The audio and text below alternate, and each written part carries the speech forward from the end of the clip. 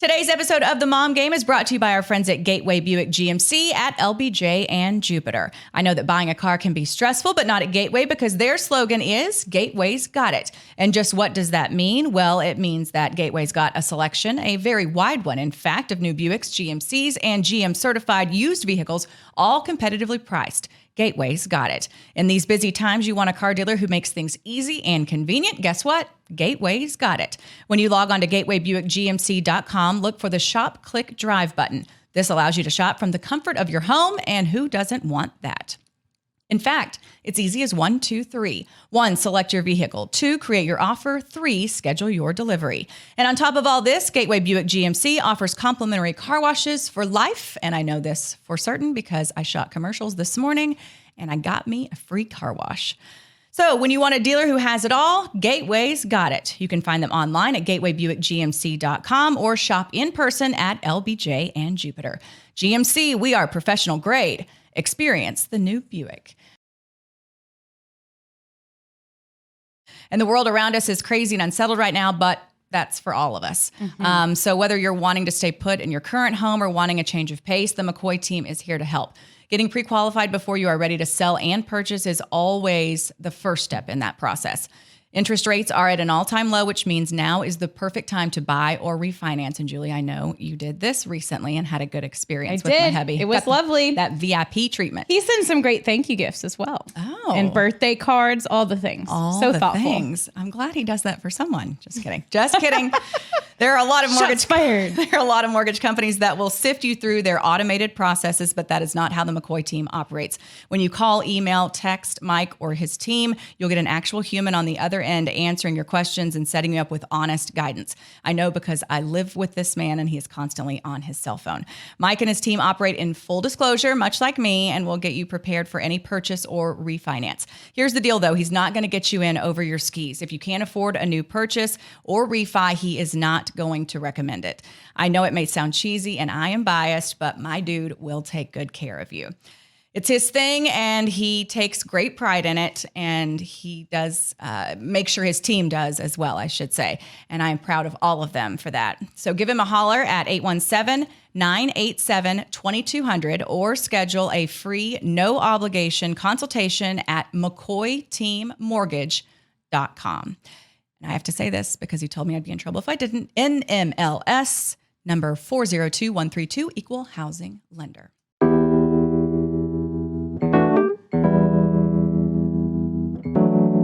Hello, everybody. Thank you so much for joining us here once again on The Mom Game. We have episode 44 for you today. I am here in the vocal studios while my bestie, Emily, is not here. I feel so lonely, but she is joining us virtually. What's going on over there? Why aren't you with me? I'm here and not there because I got a call from the school today that Henry had I guess, been exposed to someone who tested positive for COVID. And so per the school protocols, he cannot go back to school and should quarantine for, they backtrack the exposure and all this stuff. So basically he'll be home for a week. Okay. So fortunately we have the homeschool thing dialed in. We are ready to go. And and I'm fresh off a trip to Mexico. So I'm like, okay. You're like, whatever. Fine. Okay. Yeah, how was it? How was Mexico? And are you feeling like mom refreshed? Like, because it's so nice to be away, but then at the same time, like you get kind of excited about coming home and seeing your kids and getting back into a routine. Yeah. So I definitely took full advantage of every moment that I had there. I slept, I ate, I drank, and I got up every morning and worked out.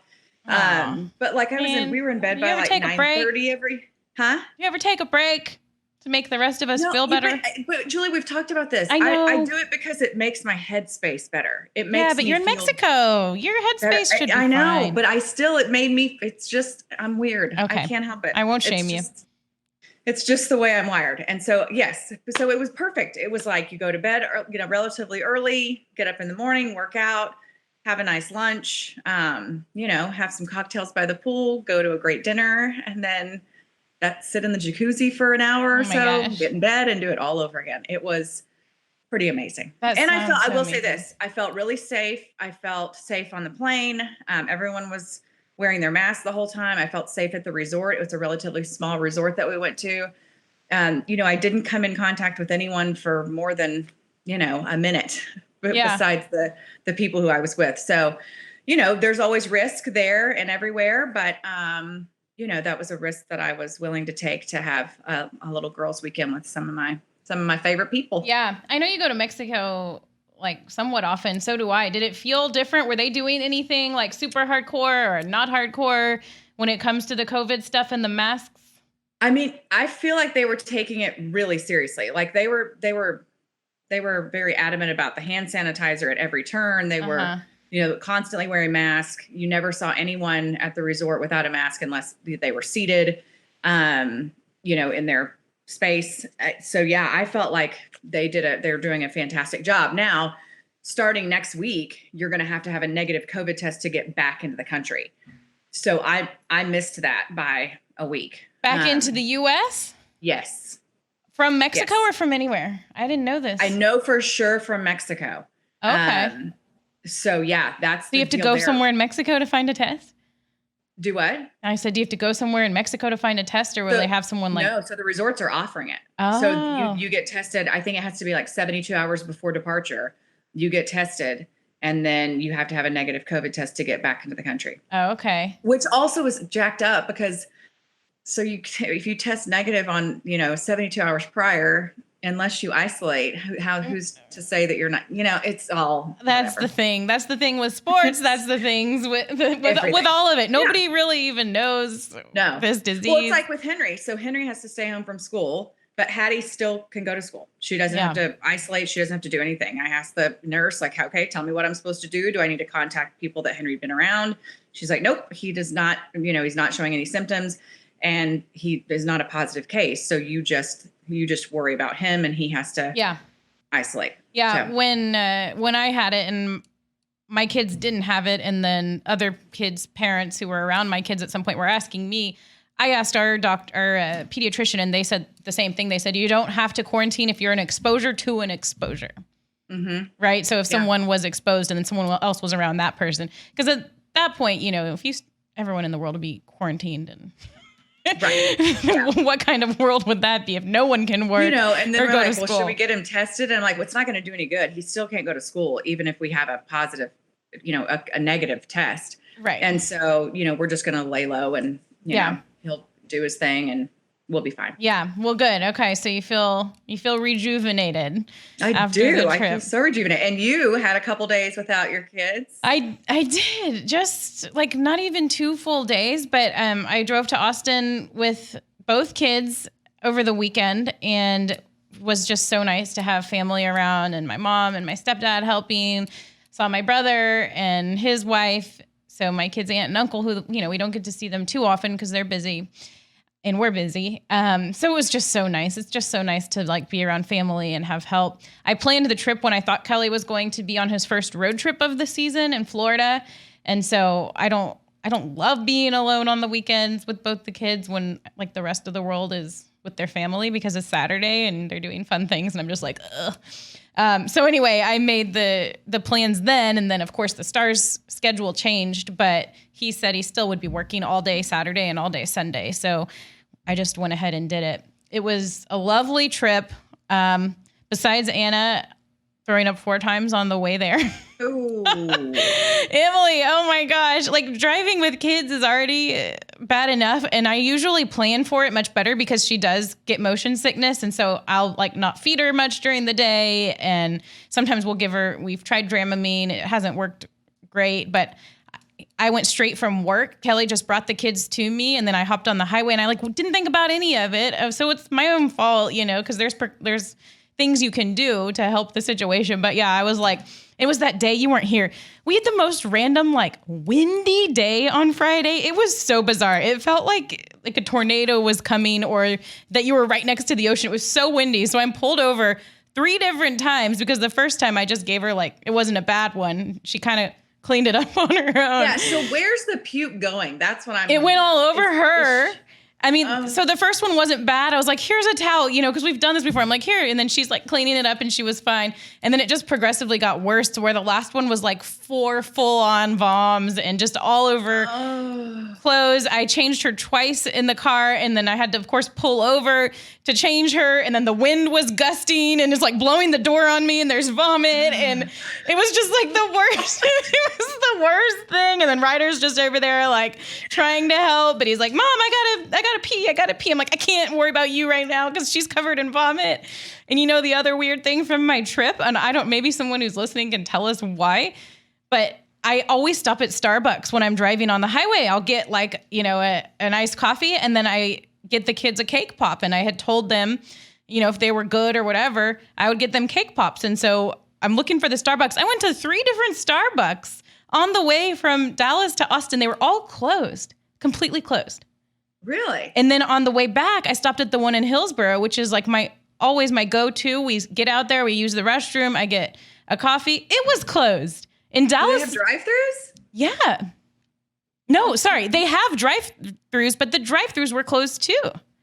Oh, wow. And so I'm like, I've been meaning to try and look it up. I think it's something, I don't know if it's COVID related or what, but I was like, this really is ruining my road trip because I rely on Starbucks a lot for my drive-through coffee and to bribe my kids with their cake pops. So I'm sure cake pops do awesome paired with throw up as well. Well, then I guess I'm the problem. I get it. I mean, I'm the problem. Listen, you do whatever you can for that 48 hours of quiet time. That particular bribe was because I was at the gas station filling up the car with gas and Anna thought she could drive the car and wouldn't get out of the driver's seat and was throwing a fit. And she was like, I want to drive. I was like, we're not doing this right now. I will give you a cake pop if you get back in your car. So she got back in her car seat and then there were no cake pops to be found on I-35. So that's just a mystery. Hashtag first world problems. All of the Starbucks being closed. But outside of that, like terrible drive, it was a really wonderful weekend. And Kelly and I went on 2 dates in a row the last 2 nights. Last night, we just bellied up to Mi Casina and watched sports and had some Mambo taxis and then came home. And it's like, I watched The Bachelor. He did whatever he wanted. And we just went to sleep. So it was lovely. It's nice to have just a taste of that because it is such a difference. Like you date and you marry someone based on this life that totally changes once you have kids, right? Right. You're like, we used to just do that stuff all the time. And now we rarely do. But if you have, I feel like sometimes when you get too much of it, not that it happens that often, but you're like, what did we do before we had kids? Oh, like, yeah. Yeah. I mean, I don't think I would want to do that all the time or never have the kids because especially in quarantine, like it's been nice to have them around and giving us, a purpose of some sort and all of that. But it's also nice to have them away for a little bit or to just take off to Mexico. So yes, I'm very jealous. It's on my list sometime in the next year to do the same. Okay, real quick, any updates on baseball? No. They're saying proceed as normal. Hattie wants to say hi. Oh, Hattie. Hi, girlfriend. How are you? Good. Did you miss me when I was gone? Yeah, it doesn't sound very convincing. Did you have some fun? Did you get to do some fun stuff that mommy doesn't usually let you do? Like what? Eat ice cream. Eat ice cream. Ooh, lots of ice cream. You go, girl. Give me a kiss. Bye. I'm almost done with her. Yes. Go. This is what happens when you record from home. Go. That's fine. Nobody minds a little Hattie appearance on the show. A little Hattie. A little Hattie.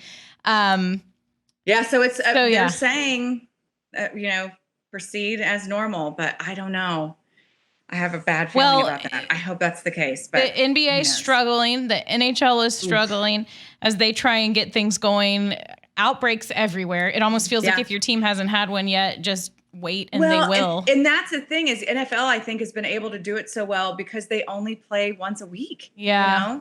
And so it's just when you're just every time you play a game or travel to a different city, you're increasing your exposure, your likelihood, all that kind of stuff. And when you look at baseball, I mean, you're 162 game season. It's just, you think, how is this going to work? But, we'll see. I don't have any particular insight on the situation for sure. Yeah. I just know that I'm prepared at this point for anything, Yep. which is basically like being prepared for nothing, because you just don't know what's going to happen. Well, being prepared for anything or being prepared for nothing just seems to be the motto of like the past year for everybody. Yeah. So that's all you can do. The Dallas Stars are finally going to get to start their season Friday night. They are going to have a home game with the Nashville Predators. Actually, they're home all next week too before they leave for the road. So I'm excited. We're excited to see how the team looks. Hopefully guys are back, because they had, I think, 13 people with COVID. Yeah. Yeah, that's a lot. So hopefully they can get back ready to go in game shape. The league was nice to let them delay their start. It was going to be the 19th, and I think the Stars kind of petitioned for the 22nd because they needed a couple more bodies to get back. And then once you do get those guys back, they need to skate a few days before you put them in a game.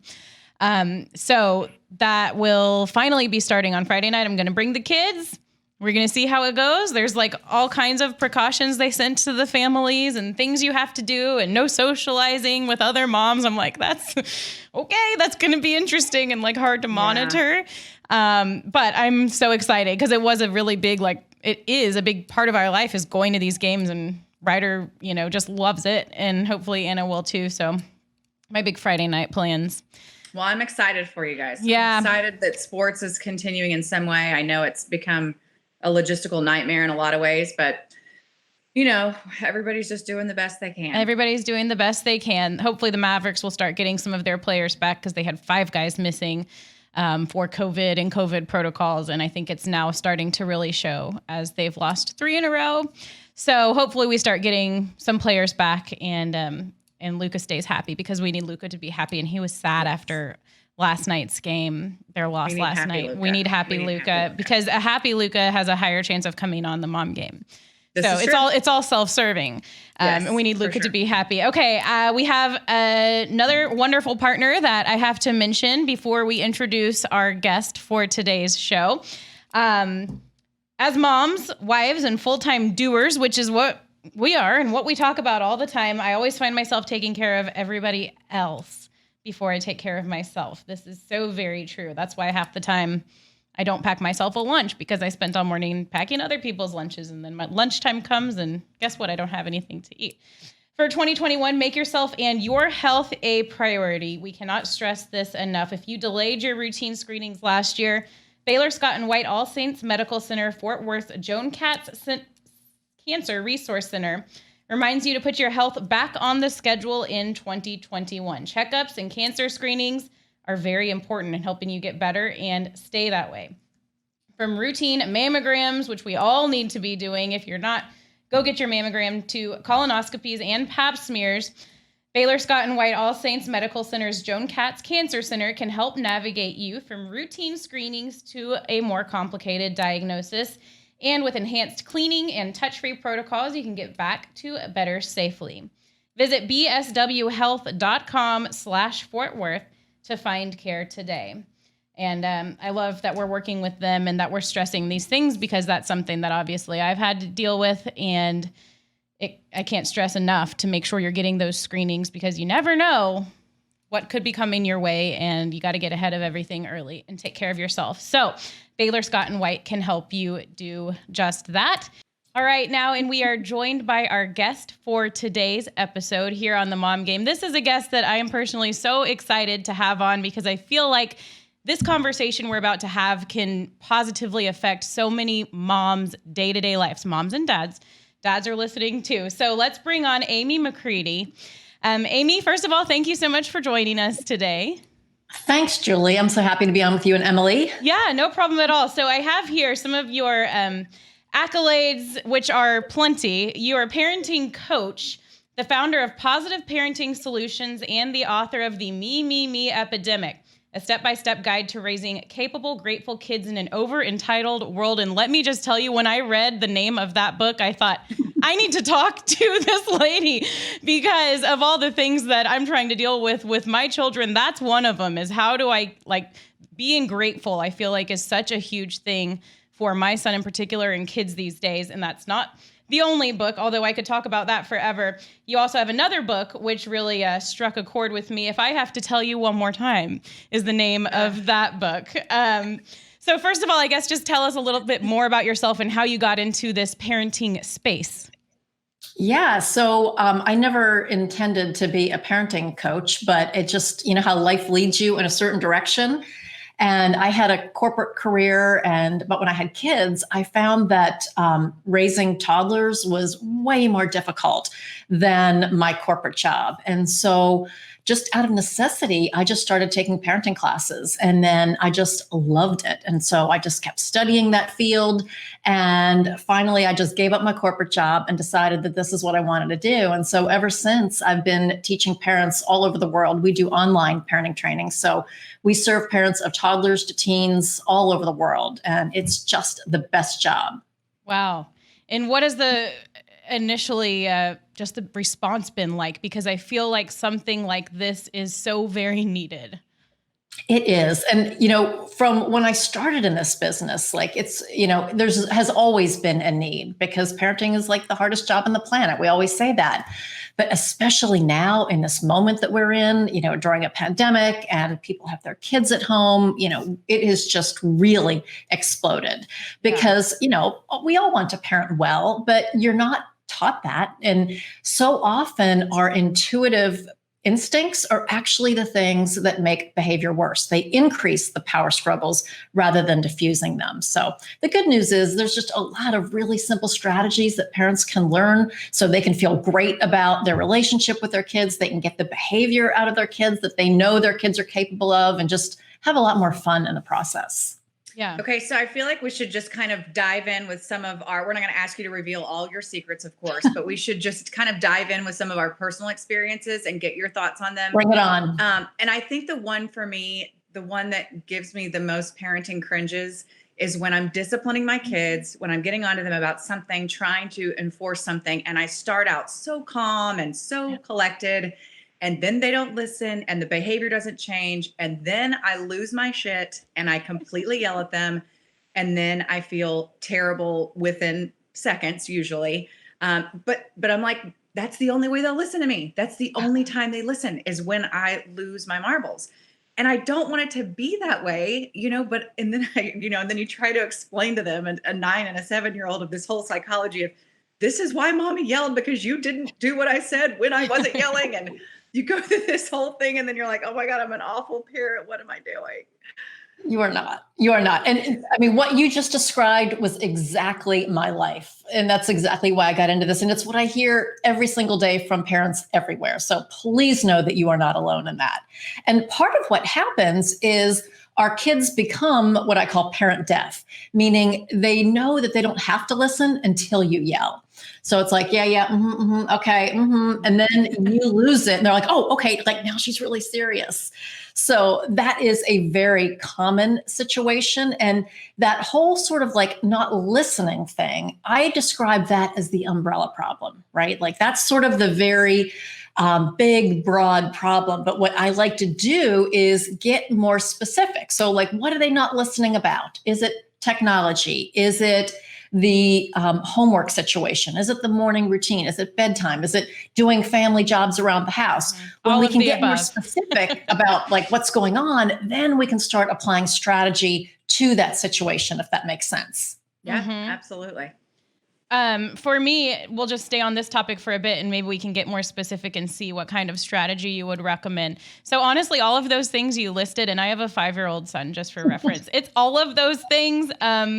But let's say morning, because this is one that gets really stressful for me because I have a job. My husband travels, or he's already at work really early. It's usually just me and the kids, getting them both ready for school, and then I have to get to work on time. And if he's usually the one that's giving me the trouble, saying, I don't want to get dressed, or even I don't want to go to school.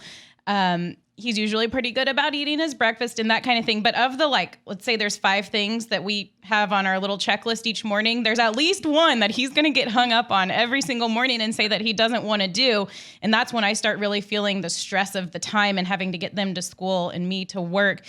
So for example, in that situation, if you don't have, in my mind, I feel like I don't have a ton of time to just calmly sit and wait and blah, blah, blah.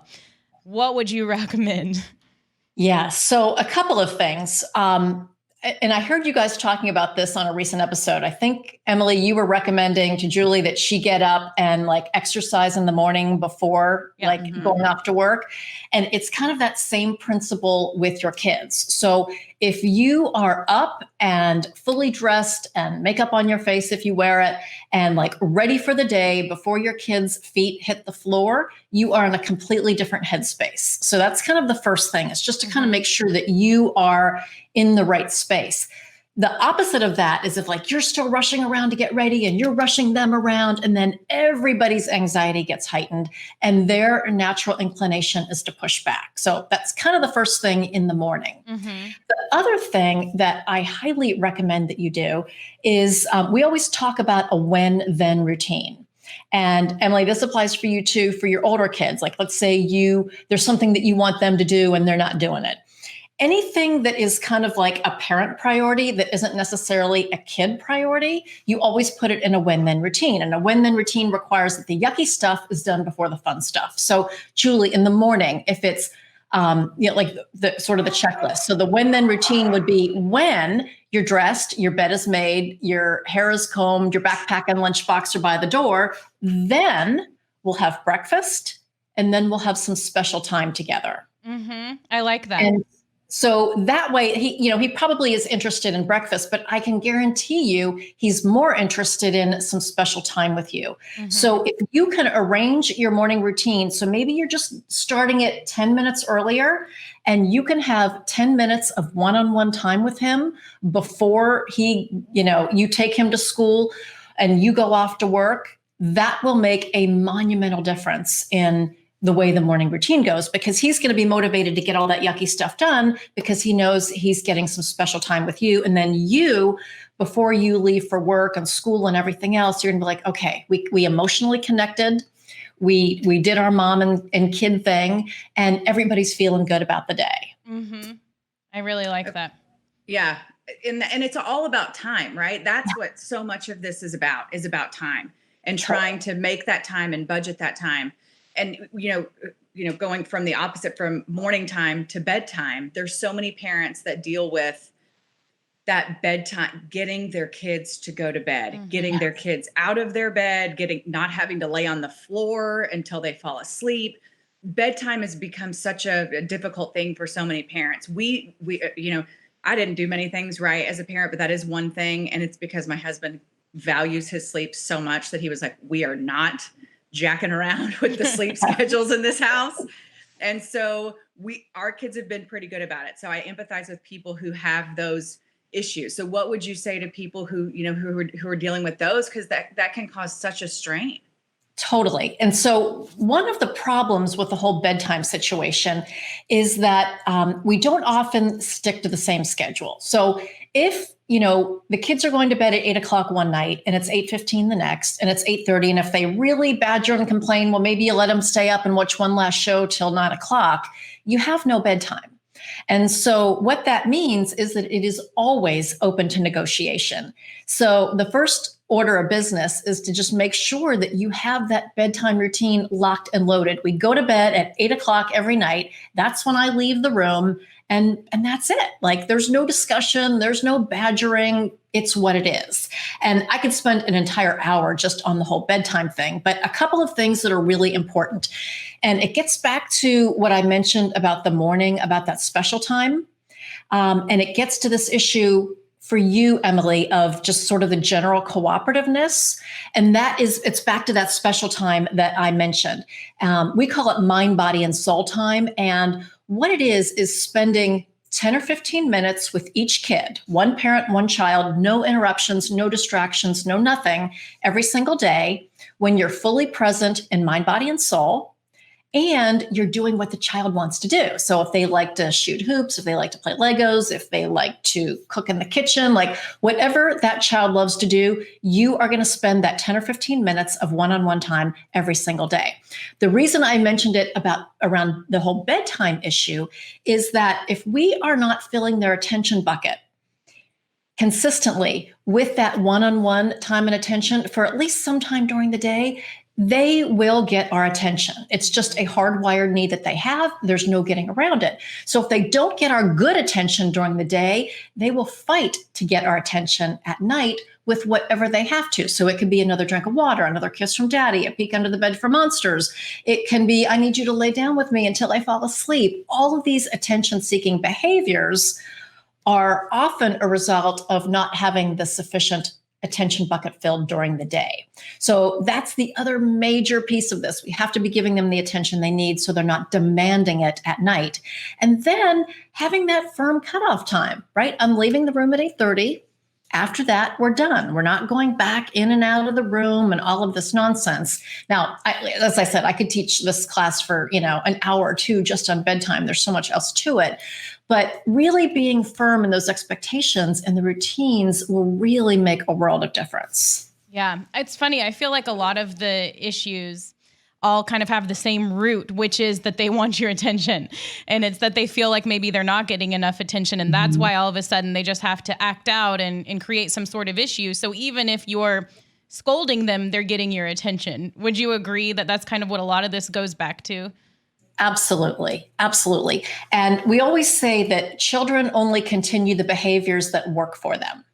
All right. So think about that for a minute. If you are seeing a repeated pattern of behavior, it's actually working for the child. They're either getting a hit of attention from it, and it can be positive attention or negative, but either one is reinforcing enough to have the behavior continue in the future, or they're getting a power hit from it. Mm-hmm. So Emily, when they push your buttons to the point when you lose it, even though you must think, oh, they hate me yelling at them, but it's actually a hit of power because, guess what? I just got a big grown-up adult, totally bent out of shape. That's a major power hit for a kid.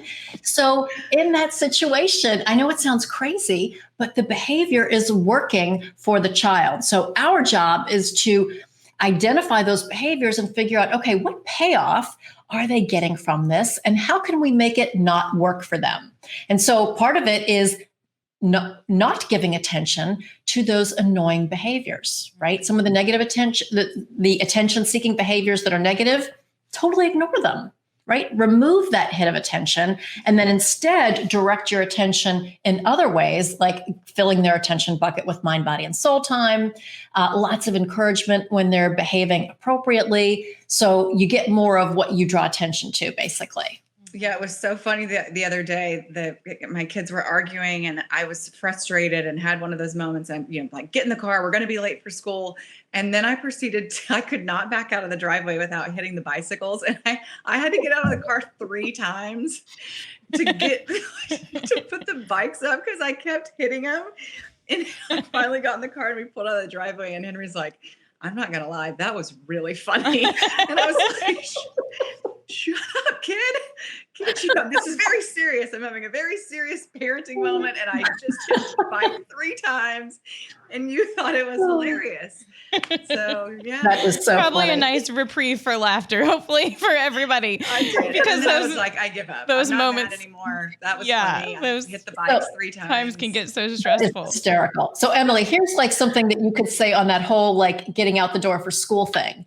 You can ask him, say, Henry, are you choosing to be late for school today? All right. If so, what is your plan for letting Mrs. So-and-so know that you're not coming to school today or you're going to be late? Kind of turning it back on them as opposed to you being the morning police, especially with the age of your kids, Emily. Right. Yeah. Or if it's homework. Okay. So if you're choosing not to do your homework, what is your plan to let Mrs. So-and-so know that you're not turning in that assignment? Right. Doesn't matter to me. But if we take our emotion out of it, that's another thing. If your kids know that you're totally emotionally invested in something, whether it's getting out the door in the morning, getting them into bed at night, eating, pottying, doing their homework, those are all things that we as parents care a lot about. When there's a big emotional investment on our part, it's a total power struggle opportunity for the kids because they can totally resist and push our buttons, and then they have all the power in that situation. God, little masterminds. I know they really are so manipulative. Okay, so I have a big one, and this is one that I feel like a lot of parents probably deal with, and it's really consuming my life right now because it's screen time. So, and it's not just managing screen time, but also what comes with saying no to the screen is a lot of back talk, is a lot of begging. My best friend, I was talking to her about you coming on our show, and I asked her what some of her problems were going on in her life with her little ones. And she said begging with her little girls is a big one. Begging until you get some variation of the answer yes, and not really backing down until you hear yes. For me, that is about screen time for my son. I swear it, and he's just 5, so he's just getting like turned on to the world of video games and stuff, which we don't have in our home yet, like the console video games, but he's seen them at friends' house. All we have is an iPad. But now that he knows what it is, I swear that kid thinks about it like 24/7. We pick him up from school and it's, when do I get my screen time? And blah, blah, blah, blah. And if I say, no, not right now, I'd rather you go out and play. It's a big outburst and it's not getting better. And I know that probably a lot of people deal with this, and there's probably some ways to have some structure where you let them have the screen a little bit of time, but not all the time. So I wanted to seek your advice on this giant one for me right now. Oh my goodness. There is so much in that question that you just asked. I know. I'm sorry. I love it. No, this makes me so excited. All right. So first, let's talk about the screen time in general. So for those who are listening or watching during the pandemic, and many kids are at home schooling, they're just on screens more anyway. So there's just some of that. However, we really have to separate school-related screen time from recreational screen time. And so for both your kids' ages, all the way up to our teens, we really need to be very clear about what the screen time expectations are.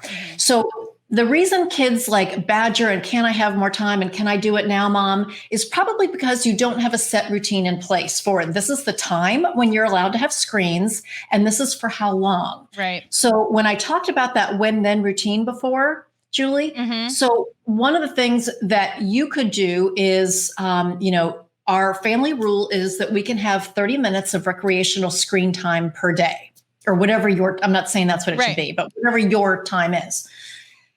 That is always part of a when-then routine. So when you have completed your homework, when you've done your family jobs, when you've had your bath and your clothes are laid out for the morning and your backpack is by the door, or whatever those things are that would be the kind of the yucky stuff on the list, those always come before screen time. So when those things are done, then you can enjoy your screens for 30 minutes until whatever time. Okay. So you always want to have a backup time until 5 o'clock. So if they dilly dally and don't get their stuff done and it's, 4:45, well, then guess what? They only have 15 minutes left for screen time. So screen time is always at the end of a when-then routine. And you could have a couple of them during the day. You might even, and again, I would rather have like your morning routine end with mind, body, and soul time, because that's so much more emotionally nourishing for kids. But you could also have a little bit of screen time. When all of your morning tasks are done, then you can have 15 minutes of screens before we leave for the bus. Okay. I really like that. So it's going back to the when-then. Right. Yeah. So when-then, I'm telling you guys, is like your best friend. Yeah. Okay. So let's talk about the begging, the negotiating, the nagging, that whole thing. All right. Remember how I said that kids only continue the behaviors that work for them? Yeah. Okay. So if the behavior has worked, and here's how it works, they beg and whine and plead and you give in. Or they beg and whine and plead and you engage in conversation about it. I've already told you we're not having screen time now. I already told you this isn't when we do it. No, you had your screen time earlier. No, I think you should go out and play. Like all of this verbal back and forth stuff is totally fueling that behavior, right? I kind of use the analogy of a tennis match. So if we were playing tennis and I served the ball to you and you hit the ball back to me, we have a game going, right? But if I serve the ball to you and you let the ball drop and walk away, then I'm like, right? Like I don't have anybody to play with. Right. It's the exact same thing with begging, pleading, negotiating, back talk, all of that. If you serve up a response, you are fueling that behavior. Now, you can respond once, obviously, but then after that, you don't say another word. You just walk away. You totally ignore it. Very quickly, they're going to learn that behavior does not work. Does that make sense? That does make sense. Yeah. Yeah. The other thing that you can do is and I want to take that one step further. So you kind of described begging and pleading and negotiating, but can we talk about like back talk and disrespect and all of that for a minute? Yes. I don't know if you guys ever deal with that, but a lot of parents do. 100%. Yep. Okay. So, and it can be like little kid back talk, or it could be like big kid, like serious back talk. Yeah. But what we have to remember is that behavior, the back talk, the disrespect is totally a symptom, right? It's not the actual problem. So the way we address that is that one of the first tools that I talked to you about was mind, body, and soul time. This one is a silver bullet, right? When you increase your mind, body, and soul time, that's one-on-one, one parent, one child, when you're emotionally available and doing what the child wants to do for 10 or 15 minutes a day, or even 2 times a day, when you consistently do mind, body, and soul time, it is like magical that cooperation increases. So right out of the gate, you're going to see a decrease in back talk and an increase in cooperation and better attitude when you introduce that tool. The next thing with back talk, again, is how are you fueling it? Are you responding? Are you hitting the tennis ball back, or are you letting the ball drop and walk away? A couple of things that you can say are just like with a smile on your face, buddy, I love you too much to fight with you about this. Mm-hmm. That's a good one. Like I've said it and we're done. Yeah. Or buddy, did I just answer you? Yeah, but I didn't like that answer. Do I look like the kind of mom that's going to change my mind after I answer once? Like, I like it. Yeah, smile on your face. That's the whole asked and answered, right? Uh-huh. So just very calmly with a smile on your face, you're like, heard you, but I'm not going to engage with you. And then you disengage, leave the room. They may follow you all over the house. That's okay too, right? But you stay firm in, I'm not going to engage in this. And then the other piece of it is sometimes kids have legitimate gripes. Like they're allowed to be upset about stuff too, right? Yeah. So do some training on how they can respectfully air their grievances, right? Like what words can they use? Mom, I'm really mad about this. And that's okay. You'll sit and have a conversation about that. But it's not a disrespectful, in your face kind of response. So do some training and some role play with them on how they can safely share their gripes and grievances with you. Love that. I love all That those feel good? recommendations. Okay, one thing I did want to ask, we got a question from a listener, and it's more specific. And I come from a divorced family geared toward step parents, and how the change in behavior, you kind of get into a groove, and then you go to mom's house or dad's house, and then you come back and things are different, and you treat things differently, and you're not sure what was said at the other house, and all that kind of stuff, which is I feel like that's a kind of a different beast in itself, and a challenge that step parents face, that's in addition to the others. But what kind of advice would you have for those types of situations? Yeah, and that's so tricky because it kind of depends on whether the other parent or other family is kind of on the same page with you, if they're open. Like there's so many dynamics that play into that. But I think one of the most important things to realize is that you can only control what you can control, right? You can only control what happens in your home. And if you try to control what happens at dad's house or at mom's house, you are in for a world of misery, right? So the key thing is that when they're with you, you are consistently doing mind, body, and soul time. And if the bio parent is married or in a long-term relationship with someone, the step parent should be doing mind, body, and soul time, absolutely, with the kids as well, every single day. Be consistent about your rules. Again, kids are only going to badger and negotiate if we're not consistent. Once they realize that behavior doesn't work and you're not going to change your mind, that behavior will start to fall off the radar screen. The other thing that I recommend is when they come back to your house, we kind of do a family meeting. We do a reset, we regroup, and we always start the regroup with mind, body, and soul time. If we're jumping into the rules and all that kind of stuff right off the bat, that's going to be a total drag for the kid. So we always start with mind, body, and soul time, have that emotional connection, and then we can ease into the schedule and the routine and kind of what happens at mom's house or dad's house now that you're home.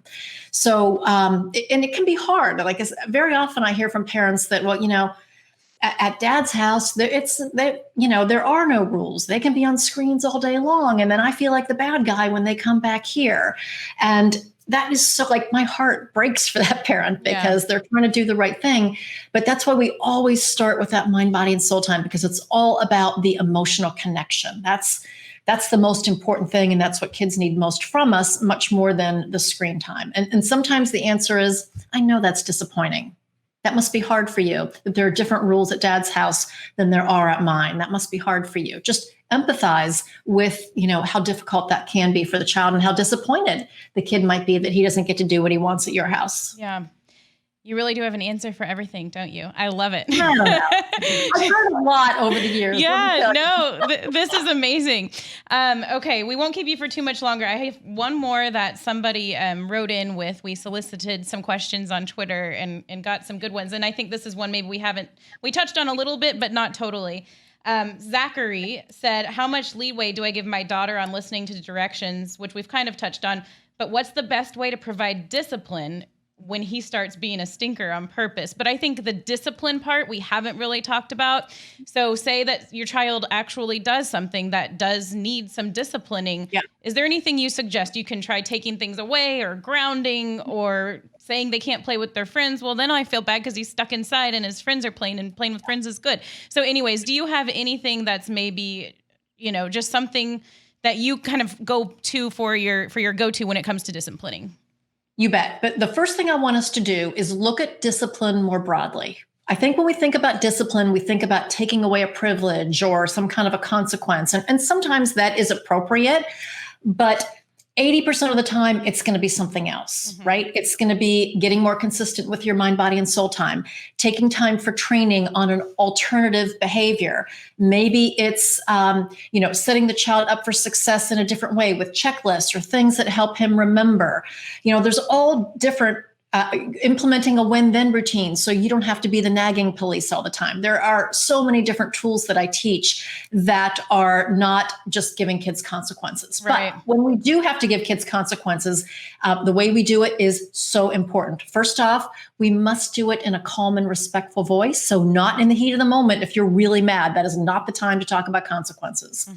The next thing is we need to make sure that before we give a consequence, we have revealed in advance what the expected behavior is and what the consequence might be. So let's go to your technology example. Our rule for technology is that you can be on it for 30 minutes a day.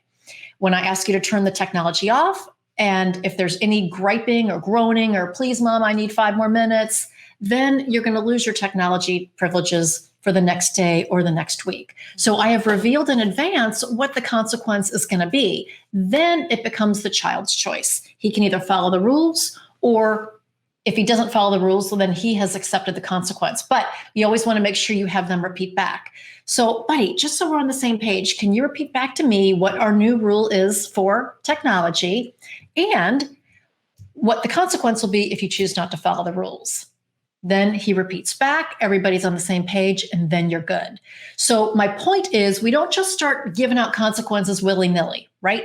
If there is a behavior that happens, we talk about it. That was not cool, right? Yeah. This is what we expect. If there's some training that needs to be done, we do that. And then we reveal consequences for the future. If that happens again, this is what the consequence will be. So it's a completely different view on how we handle discipline. It's much broader than just taking away this or sending them time out or whatever. I love it. And then you have to enforce it, which is sometimes the hardest thing to do.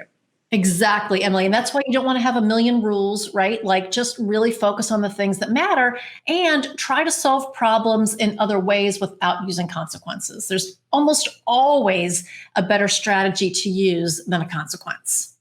That's awesome. I love it. Well, you have been so informative today, and I feel like I've learned a lot, and hopefully our listeners have too. So I just want to point them towards your program. If there are people that are interested in visiting more with you, finding out more, asking you their specific questions, how do they find you? And just tell us a little bit about the overview of your program before we go. Thank you so much. Yes. So if parents want to learn more, and I go into a lot more detail in a free class that we offer, they can come to our website, which is positiveparentingsolutions.com. positiveparenting-solutions.com, and they can take our free class. And like for an hour, I really delve into all of these discipline strategies, and they totally walk away with a plan that they can use. So I'd love for parents to visit us there. Our program, the course that I teach to parents all over the world, is called the 7-Step Parenting Success System. They can check that out as well. But would just love to help out any parents who feel like they need some new strategies. Well, Amy McCready, you were a delight to have on. So insightful. We so appreciate it. And we have to end, as we do every episode, where we throw up our deuces and say, Mom, game out. Are you in? Are you in? Can you handle Okay, it? here we go. Thanks, Amy. We appreciate you so much. And it is time now to say, Mom, Mom game out. Mom game out. Thanks, Amy.